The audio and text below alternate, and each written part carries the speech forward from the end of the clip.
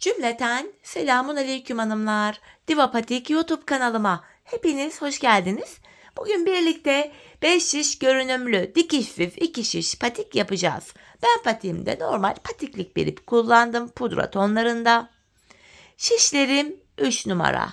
Modelimiz şöyle. Daha önce 5 şiş olarak yaptığım yaprak modelini bu defa 2 şiş olarak çalıştım. Dediğim gibi baştan sona 2 şiş ile yaptım ve modelimizin hiçbir yerinde dikişimiz yok. Bu patik benim elimin ölçülerine göre 37, 38, 39 numara ayaklar için uyumlu oldu. Daha büyük yapmak isteyenler yan haroşa sayılarını artırabilir, kenarlardan büyütebilir. Daha küçük yapmak isteyenler de haroşaları azaltabilir. Örerken sizlere gerekli hatırlatmaları da yapacağım. Patiğimi kenara bırakıyorum. Birlikte başlayalım hanımlar. Burun kısmından 12 ilmek olarak başlayacağız. Şöyle ipimin ucunda bir miktar bir ip bıraktım. 12 ilmek atacağım. 2, 3, 4, 5, 6, 7, 8, 9, 10, 11 ve 12. Şimdi geri dönüyoruz. Kenar ilmeğimizi aldıktan sonra bu ilk sırada hanımlar bakın arka yüzdeyiz şimdi. İlmeklerimizi ters örüyoruz. Patiğimizin burun kısmında ön yüzde düz, arka yüzde ters örgü uygulaması yapacağız. Sonuncu ilmeğimi de ters ördüm. Geri dönüyorum. Ön yüzdeyim. Şimdi artırmalara başlayacağız hanımlar. Artırma işlemini ilk 2 ilmeği ördükten sonra yapacağız. Bir de son 2 ilmek kalana kadar örüp öyle artıracağız. Kenar ilmeğimi aldım. İkinci ilmeğimi örüyorum. Hemen şöyle ipimi parmağıma dolayarak buraya bir ilmek attım. Son 2 ilmeğim kalana kadar öreceğim. Bakın son 2 ilmek kaldı. Hemen burada da artırmamı yapıyorum. Kalan 2 ilmeğimi örüyorum. Böylece 14 ilmeğimiz oldu. Geri dönüyorum arka yüzdeyim. Arka yüzde artırma yapmayacağım. Kenar ilmeğimi aldıktan sonra ilmeklerimizin tamamını ters olarak örüyorum. Artırma işlemini sadece ön yüzde yapacağız. Arka yüzde ilmekleri ters olarak öreceğiz. Sonuncu ilmeğimi de ters ördüm. Geri dönüyorum. Tekrar ön yüzdeyiz. Artırmalara devam edeceğim.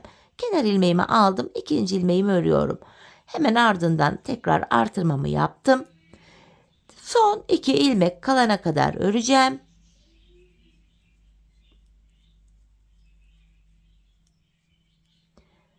Tekrar buraya da artırmamı yapıyorum. Kalan 2 ilmeğimi örüyorum. Böylece 16 ilmeğimiz oldu. Döneceğiz hanımlar. Arka yüzde kenar ilmeğimizi aldıktan sonra bu 16 ilmeğimi ters olarak örüyorum. Patiğimizin burun kısmı böyle ilerleyecek. İlk 2 ilmeği öreceğiz. Artıracağız. Son 2 ilmek kalana kadar örüp tekrar artıracağız. Arka yüzde de artırma yapmadan ilmeklerimizi ters olarak öreceğiz. Bu şekilde. Şimdi tekrar ön yüzdeyiz. Aynı şekilde artırmalara devam edeceğiz hanımlar. Biz bu artırma işlemini şişimizde 28 ilmek olana kadar yapacağız. Şimdi hep birlikte 28 ilmek olana kadar artırmalarımızı yapalım. Ardından buluşalım. Model kurulumunu birlikte yapalım. Evet hanımlar 28 ilmeğim olana kadar artırmalarımı yaptım. Arka yüzde de 28 ilmeğimi ters ördüm. Şimdi ön yüzdeyiz. Yaprak modelimize başlayacağız. Hanımlar yaprak modelimiz 10 sıradan oluşuyor. Ön yüzde modelde 1. sıradayız. Şimdi kenar ilmeğimi aldım. Kenar ilmeğimle birlikte toplam 9 ilmek düz örüyorum. Bakın 3 ilmek oldu. 4, 5, 6, 7, 8, 9. 9 ilmeğimizi düz ördüm. Şimdi önde 3 ilmek var. Bu 3 ilmeğimi alıyorum. Bu 3. ilmeğimi ilk 2 ilmeğimin önüne şöyle getiriyorum. Bakın şöyle. 3. ilmeğimi ilk 2 ilmeğimin önüne getirdim. Şimdi üçünü birden keserek örüyorum. Üçlü bir kesim yaptım burada. Şimdi ipimi şişime doluyorum. Bakın ilk yaprağımızı yapıyoruz hanımlar. Bir ilmek düz ördüm. Bu bir ilmek düz yaprağımızın orta ilmeği. Tam direk ilmek oluyor. Ardından tekrar ipimi şişime doluyorum. Bakın hemen ikinci aşurumu yaptım. Yaprak arasında 2 ilmek tersimiz var. Şimdi ortaya 2 ilmek ters öreceğim. Şu 1, şu 2. Tekrardan diğer taraftaki yaprağımızı yapacağız. Hemen ipimi şişime doluyorum. Bir ilmek düz ördüm.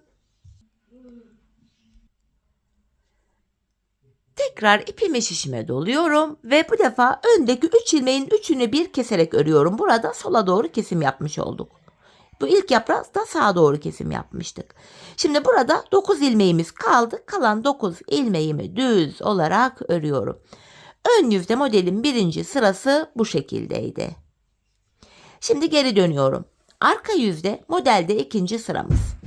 Kenar ilmeğimi aldıktan sonra ilmekleri gördüğüm gibi örüyorum. Buralardaki yandaki ilmeklerimi ters örüyorum. Bakın ajurlarımı, hepsini yaprak olan ilmeklerimi ters ördüm. Ön yüzde düz olarak, ters olarak ördüğüm ilmekler arka yüzde bakın 2 ilmek düz olarak örüyorum. Ön yüze ters düşüyor. Bu 2 ilmeği düz ördükten sonra kalan ilmeklerimi yine ters olarak örüyorum. Modelimizin arka yüzü devamlı bu şekilde yapılıyor.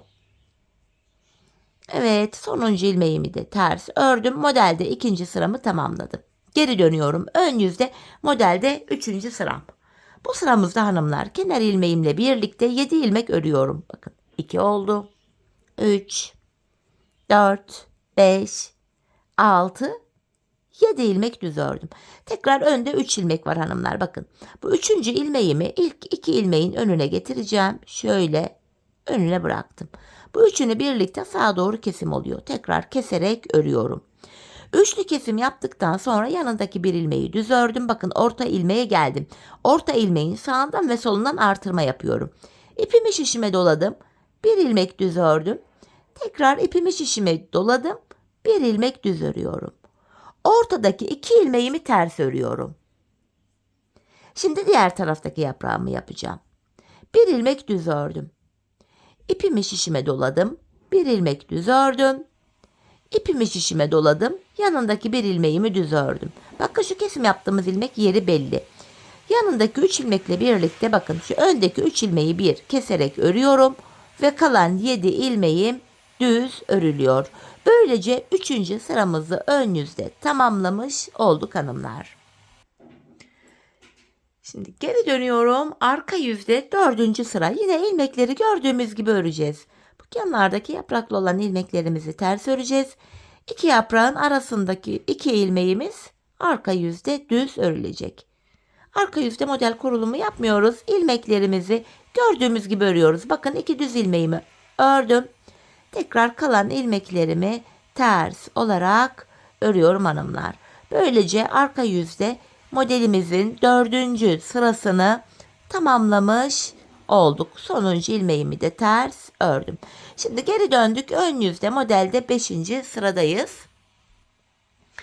Bu sıramızda da hanımlar kenar ilmeğimle birlikte toplam 5 ilmek öreceğim.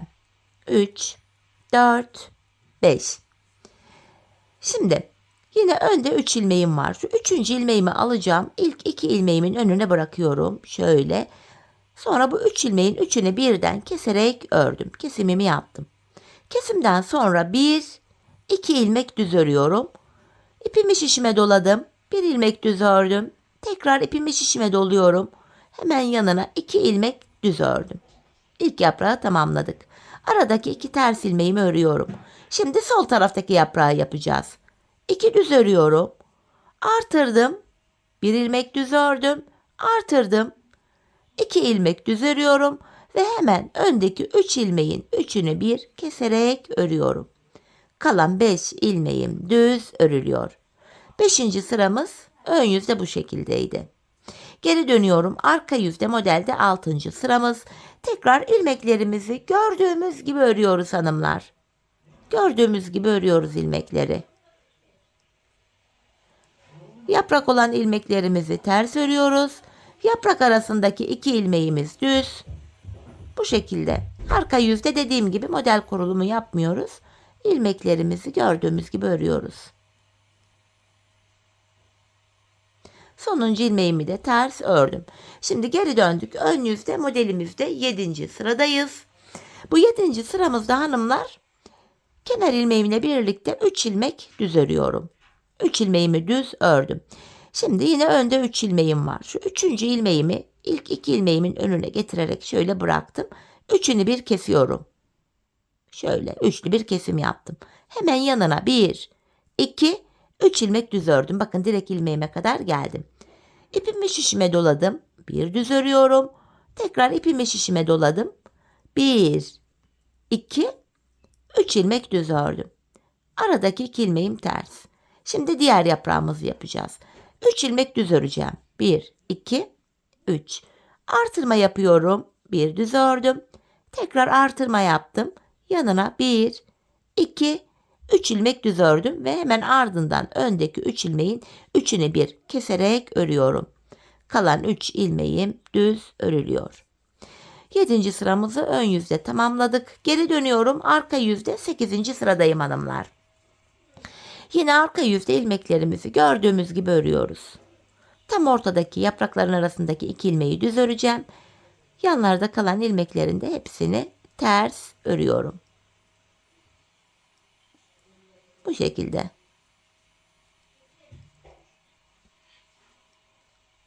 Arka yüzde 8. sıramızı da bu şekilde tamamlamış oluyoruz hanımlar. Sonuncuyu da ters ördüm. Şimdi tekrar geri döndüm hanımlar. Ön yüzde modelimizde 9. sıradayız. Artık yaprağın son ajurunu yapacağız. Yaprağımız 5 ajurdan oluşuyor. Şu anda 4 ajurumuz var. Bu 9. sırada 5. ajuru açacağız. Hemen kenar ilmeğimi aldıktan hemen sonra öndeki 3 ilmeğim bakın. Şu 3. ilmeğimi ilk 2 ilmeğimin önüne bırakacağım. Şöyle. Bu üçünü bir keserek örüyorum. Üçlü kesim yaptım. Sağa doğru kesim yapmış olduk burada. Yanına 1, 2, 3, 4 ilmek düz ördüm. İpimi şişime doladım. Bir düz örüyorum. Tekrar ipimi şişime doladım. 1, 2, 3, 4 ilmek düz ördüm. Hemen ortada 2 ters ilmeğim var. İkinci yaprağı yapacağız. 4 ilmek düz örüyorum önce. 3, 4. Yine bakın ajurumu yapacağım. İpimi şişime doladım. Bir düz ördüm. İpimi şişime doladım. 1, 2, 3, 4 ilmek düz ördükten sonra öndeki 3 ilmeğimin üçünü bir keserek örüyorum ve kenar ilmeğimi düz ördüm. 9. sıramızı tamamladık. Şimdi arka yüzde 10. ve sonuncu sıramız. Tekrar ilmeklerimizi gördüğümüz gibi örüyoruz hanımlar. Arka yüzde model kurulumu yapmıyoruz. İlmeklerimizi gördüğümüz gibi örüyoruz. Tam ortadaki 2 ilmeğimi düz örüyorum. Kalan ilmeklerim ters örülüyor.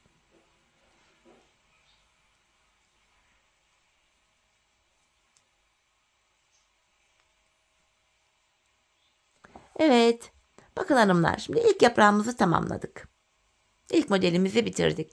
10 sıradan oluşan modelimizi hanımlar, yaprak modelimizi 3 kez tekrar edeceğiz. İlkini böyle birlikte tamamladık. Şimdi kafanız karışmasın diye ikinci modelin başlangıcında yine birlikte yapacağız. Şimdi aynı işlemi yapacağız. İlk yaprağımızın ilk sırasında ne yaptıysak aynısını uygulayacağız.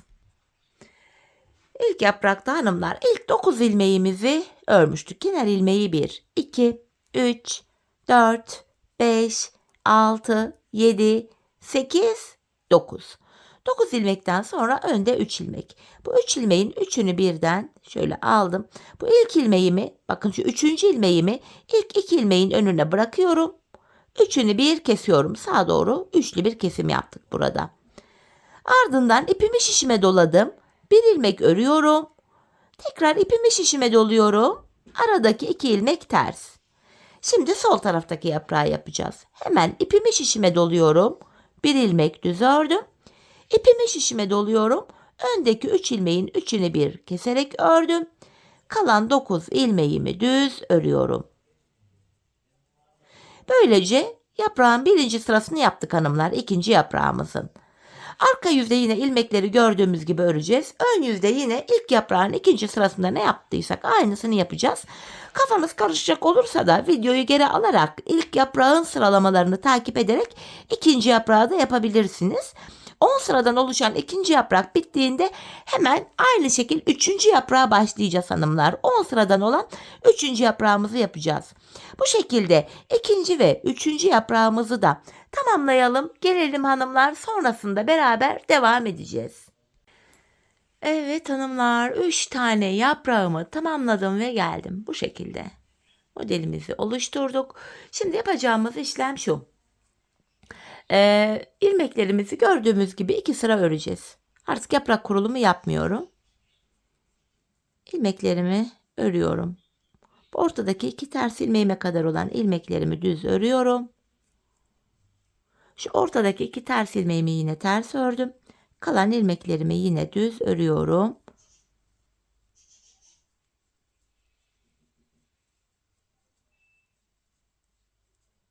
Tekrar geri döndüm. Arka yüzde de yine ilmeklerimi gördüğüm gibi öreceğim.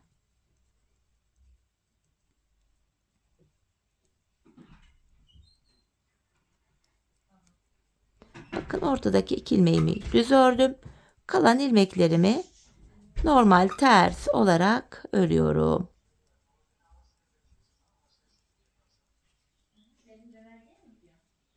Evet. Şimdi geri döndük hanımlar. Bilek ayrımını yapacağız. Bu yanlara haroşa örgü uygulaması yapacağız. Ben örgümüzün hem ön hem arka yüzünde düz örgü örerek haroşalarımı elde ediyorum. 28 ilmeğimiz vardı. 14 ilmek ile sağ kenarı, 14 ile de sol kenarı yapacağız. Şimdi ilk 14 ilmeğimi normal haroşa yani düz örüyorum. 3 oldu. 4, 5, 6, 7, 8, 9, 10, 11, 12, 13, 14. ilmeği örerken hanımlar bakın şu 13 ilmek ördüm. 14. ilmeği örerken öndeki 2 ilmeği alıyorum. İkisini yer değiştirdim. 14. ilmeğimi bu şekilde ördüm. Tam ortada yani burada 5 şiş patiklerimde yaptığım gibi ilmeklerin yerini değiştirdim. Bu bilek ayrımı yaptığımız yer ayrık durmasın, sıkı ve sağlam olsun diye. Şimdi şu sol taraftaki 14 ilmek bekleyecek. Ben sağ tarafımızı öreceğim. Şimdi tekrar geri döneceğim. Hanımlar burada yedek şişiniz varsa ilmekler şişte bekleyebilir. Yedek şişiniz yoksa da bir tığ yardımı ile bu ilmeklerin içinden ip geçirebilirsiniz. Şimdi diğer şişimi aldım. Kenar ilmeğimi aldıktan sonra ilmeklerimi düz yani haroşa örüyorum. Bu sağ tarafı bu 14 ilmek ile öreceğiz hanımlar.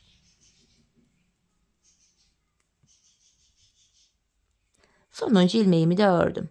Tekrar baktığımızda burada bir diş haroşa oluştu. Ön yüzde ve arka yüzde ilmekleri düz örünce bir diş haroşa oluşuyor.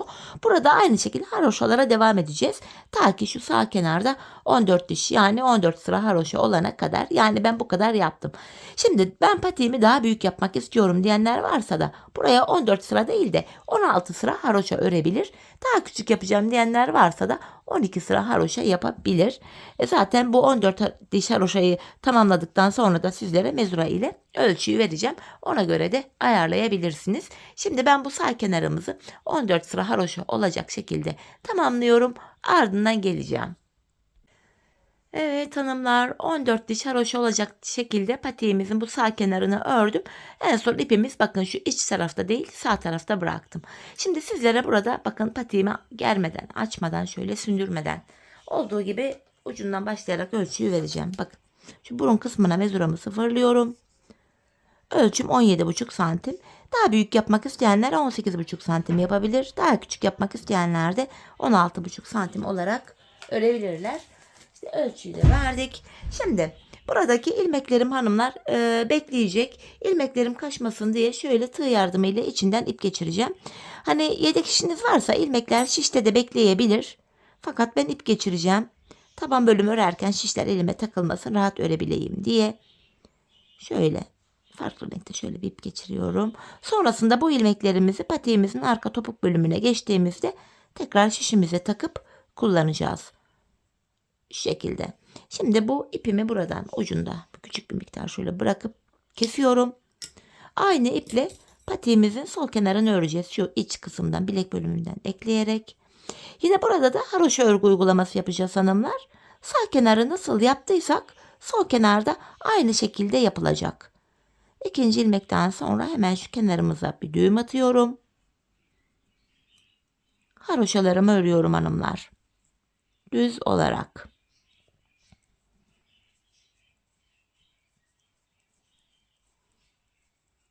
Evet. 14 ilmeğimi ördüm. Geri dönüyorum. Arka yüzde yine bu 14 ilmeğimi düz öreceğim. Bir diş haroşamız düşecek böylece.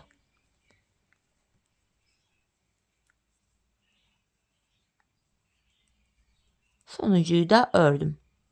Baktığımızda burada da bir diş haroşamız oluştu. Ben sağ kenara 14 diş haroşa yapmıştım. Sol kenara da aynı sayıda haroşalarımı yapacağım. Sizler de sağ kenara ne kadar yaptıysanız sol kenarı da aynı sayılarda tamamlayın. Gelin hanımlar, sonrasında buluşalım.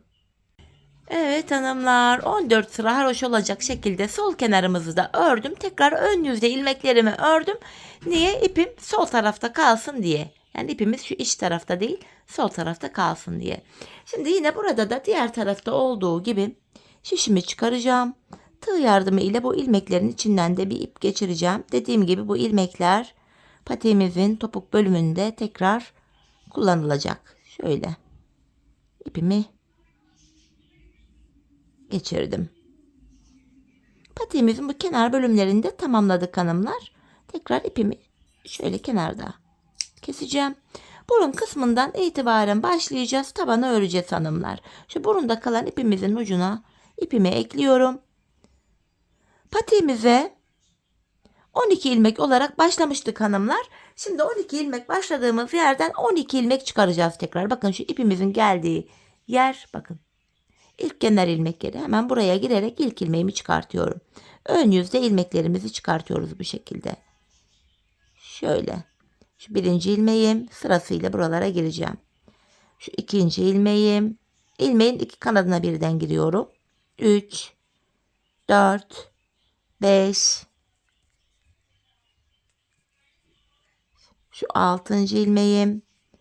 7, 8, 9, 10, 11 ve 12. 12 ilmek başladığımız yerden bu şekilde 12 ilmek çıkarttım. Şimdi geri döneceğiz. Yine ön yüzde düz, arka yüzde ters örgü uygulaması yapacağız. Kenar ilmeğimi aldıktan sonra ilmeklerimi sıra sonuna kadar ters olarak örüyorum.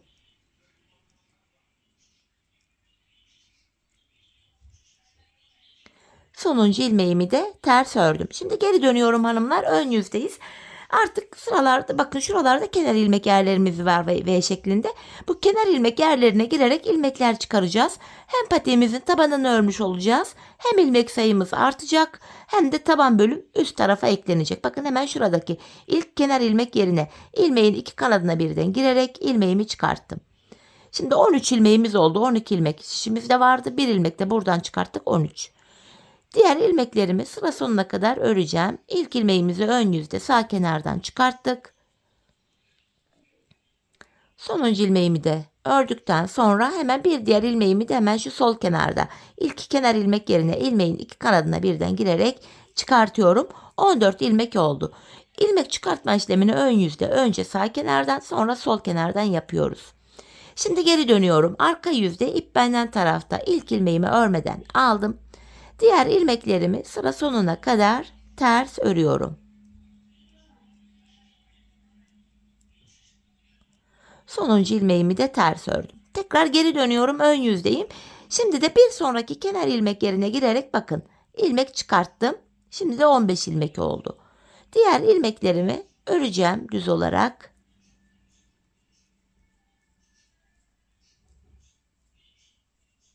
Sonuncuyu da ördüm. Şimdi de diğer kenarda bir sonraki kenar ilmek yerine girerek ilmek çıkarttım. 16 ilmeğimiz oldu. Geri dönüyorum.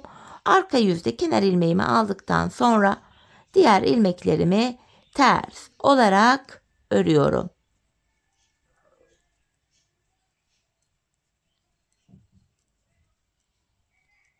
Sonuncuyu da ters ördüm. Aynı işleme devam edeceğiz hanımlar. Bir sonraki kenar ilmek yerine girerek ilmek çıkartıyorum. 17 ilmek oldu. Şimdi ön yüzde sıra sonuna kadar ilmeklerimi öreceğim.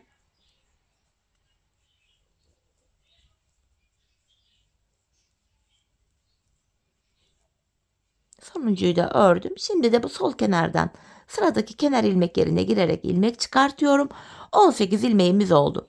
Şimdi geri döneceğiz hanımlar. Arka yüzde ilmekleri öreceğiz. Ön yüzde tekrar sıradaki kenar ilmek yerlerine girerek ilmekler çıkartmaya devam edeceğiz. Biz bu ilmek çıkartma işlemine şişimizde 28 ilmek olana kadar devam edeceğiz. Çünkü patiğimizin üst bölümünü de 28 ilmek olarak yapmıştık. Şimdi 28 ilmek olana kadar patiğimizin burun kısmını tamamlayalım, gelelim. Evet hanımlar, 28 ilmeğim olana kadar patiğimin burun kısmını tamamladım, geldim.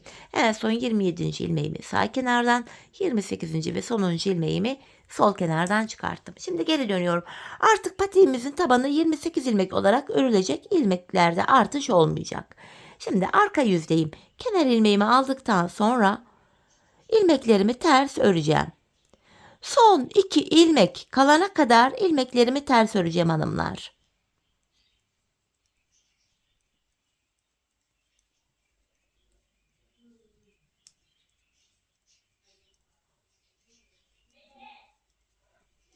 Bu şekilde.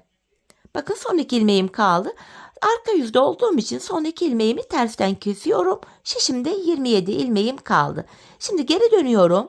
Yine ön yüzde sıradaki kenar ilmek yerine girerek ilmek çıkartıyorum. Tekrar 28 ilmeğim oluyor. Şimdi ön yüzdeyim. Bu defa ilmeklerimi ön yüzde düz olarak öreceğim. Yine son 2 ilmek kalana kadar öreceğim hanımlar. Burası düz örgü olduğu için hızlıca örüyorum. Son 2 ilmek kalana kadar. Bakın son 2 ilmeğim kaldı. Ön yüzde olduğum için son 2 ilmeğimi bu defa düzden kesiyorum. Yine 27 ilmek kaldı. Burada da sıradaki kenar ilmek yerine girerek ilmek çıkarttım. Tekrar 28 ilmeğimiz oldu. Geri dönüyorum. Hanımlar, patiğimizin arkası bu şekilde yapılacak. Son 2 ilmek kalana kadar öreceğiz. Eğer ki arka yüzdeysek son 2 ilmeği tersten kesip sıradaki kenar ilmek yerinden ilmek çıkaracağız. Eğer ki ön yüzdeysek de son 2 ilmeği düzden kesim yapacağız. Sıradaki kenar ilmek yerinden ilmek çıkaracağız. 28 ilmek olarak bu şekilde öreceğiz. Bakın son 2 ilmeğim kaldı. Yine son 2 ilmeğimi tersten kestim. Geri dönüyorum. Bir sonraki kenar ilmek yerine girerek ilmek çıkarttım. Tekrar ön yüzdeyim. Bu defa ilmeklerimi ön yüzde son 2 ilmeğim kalana kadar düz olarak örüyorum. Bu şekilde son 2 ilmeğim kalana kadar öreceğim. Bu defa son 2 ilmeğimi ön yüzdeyim düzden keserek ördüm ve bir sonraki kenar ilmek yerinden ilmek çıkarttım. Patiğimizin tabanı 28 ilmek olarak bu şekilde örülecek hanımlar. Biz bu işleme bakın şu iki uca gelene kadar, şuralara gelene kadar devam edeceğiz. 28 ilmek olarak son kenar ilmek yerlerine gelene kadar tabanımızı öreceğiz. Bu şekilde tabanımızı örelim. Sonrasında birlikte topuğumuza geçeceğiz. Evet hanımlar, son kenar ilmek yerlerine gelene kadar patiğimizin tabanını bu şekilde ördüm ve geldim. Şimdi yanlardaki ilmekleri de şişlerimize takacağız. Topuğuna geçeceğiz. Hemen şu sol taraftaki bakın şu 14 ilmeğimi şişime aktaracağım. İpi çekip de takabilirdim ama ilmeklerim kaçmasın diye böyle kırmızı ipimiz içindeyken ilmeklerimi şişime alıyorum. Şöyle artık bu kırmızı ipi çekiyorum. Şimdi hanımlar, buraya kadar örmüştük. Şu ipimizin ucunu bakın. Buraya düğümleyeceğim. Bu 14 ilmeğimi sıra sonuna kadar yine normal haroşa olarak öreceğim. Artık ilmeklerin hepsini aynı şişe toplayacağız. Şöyle ipin ucunda gizleyerek götüreyim.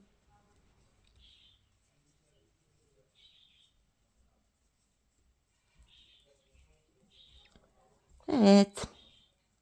Sonuncu ilmeğimi de ördüm. Geri dönüyorum, arka yüzdeyim. Arka yüzde yine kenardaki 14 haroşamızı yine haroşa olarak öreceğiz. Bakın şu 2, 3, 4, 5, 6, 7, 8, 9, 10, 11, 12, 13, 14 ilmek haroşamızı yine düz olarak ördük. Arka yüzde olduğum için diğer ilmeklerimi ters olarak örüyorum. Sıra sonuna kadar ters öreceğim. Sonra diğer kenarda ipe takılı olan 14 ilmeğimizi de şişimize alacağız. Onları da öreceğiz. İlmeklerin hepsi tek şişte toplanacak. Tabanda 28 ilmeğimiz vardı. Kenarlarda da 14'er ilmeğimiz vardı. Hepsi tek şişte toplanınca toplam ilmek sayımız 56 olacak. Evet, sonuncu ilmeğimi ördüm. Şimdi şuraya takılı olan 14 ilmeğim var. Bunu da şöyle şişime alacağım. Bunları da öreceğiz hanımlar sonrasında. Şöyle ilmeklerimi alıyorum. Aynı şişe topluyorum. Evet, ipimizi de çektim. Hemen şu ucunu da arkaya doğru bir düğüm atacağım. Sökülüp açılmasın sonradan. Evet. Şimdi bu 14 ilmeğimi de yine normal haroşa öreceğim sıra sonuna kadar.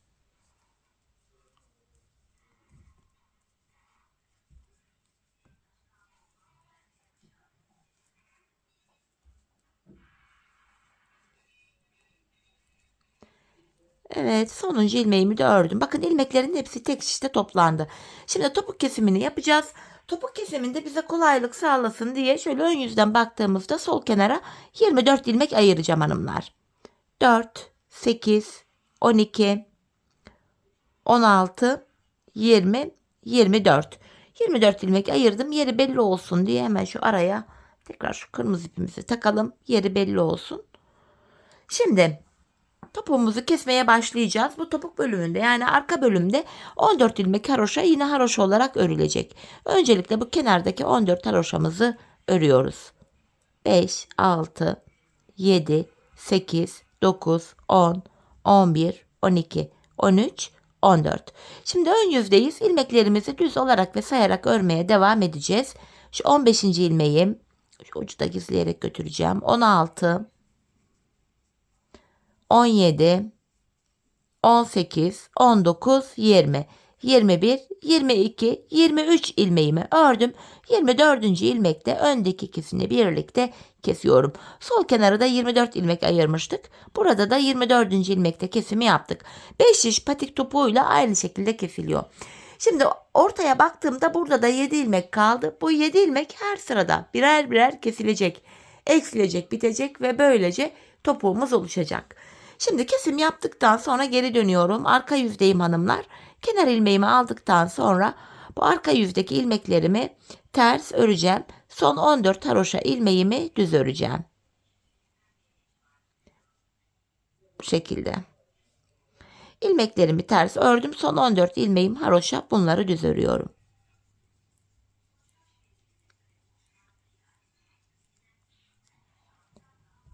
Sonuncu ilmeğimi de ördüm. Tekrar geri dönüyorum. Ön yüzdeyim hanımlar. Bir önceki sırada yaptığımız işlemin aynısını yapacağız. İlk 23 ilmeğimizi öreceğiz. 24. ilmekte kesimimizi yapacağız. Bu şekilde yine 14 haroşamı ördüm. Sayarak gidiyorum. 15, 16, 17, 18, 19, 20, 21, 22, 23. 24. ilmeği örerken önündekini de alıyorum. İkisini bir kesiyorum. İkinci kesimi yaptık. Bir önceki sırada arada 7 ilmek vardı. Şimdi baktığımızda 6 ilmek kaldı. Kesim yaptık, geri döneceğiz. Arka yüzde ilmekleri öreceğiz. Son 14 ilmek haroşa, ilk 10 ilmek ters örülecek. Tekrar geri döneceğiz. Ön yüzde de yine 23 ilmek örüp 24'te kesimi yapacağız. Biz bu kesme işlemine şu işaretli yere gelene kadar, yani şu aradaki 6 ilmek bitene kadar devam edeceğiz. Şimdi hep birlikte topuğumuzu örelim, ardından buluşalım. Evet hanımlar, şu işaretli yere gelene kadar patiğimin topuğunu ördüm geldim. Artık ipimi çekiyorum. İlk başta sol tarafa 24 ilmek ayırmıştık. Kesimlerden sonra sağ şişimde de 24 ilmeğim kaldı. Şimdi patiğimin düz tarafı içeride, ters tarafı da dışarıda olacak şekilde ikiye katladım. Tığ ile kesimimi yapacağım. İlk kesimim şöyle. Benden taraftaki şişten bir ilmek, ikinciden de bir ilmek aldım. İkisini topluyorum. Diğer kesimlerimi de şöyle yapıyorum. Benden taraftaki şişten bir ilmek, ikinciden de bir ilmek aldım.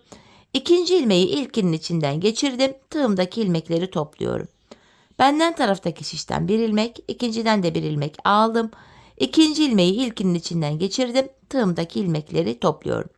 Karşılıklı olarak şişlerimizden birer tane ilmek alıyoruz Ve ikinci şişten aldığımız ilmeği ilk şişten aldığımız ilmeğin içinden geçiriyoruz.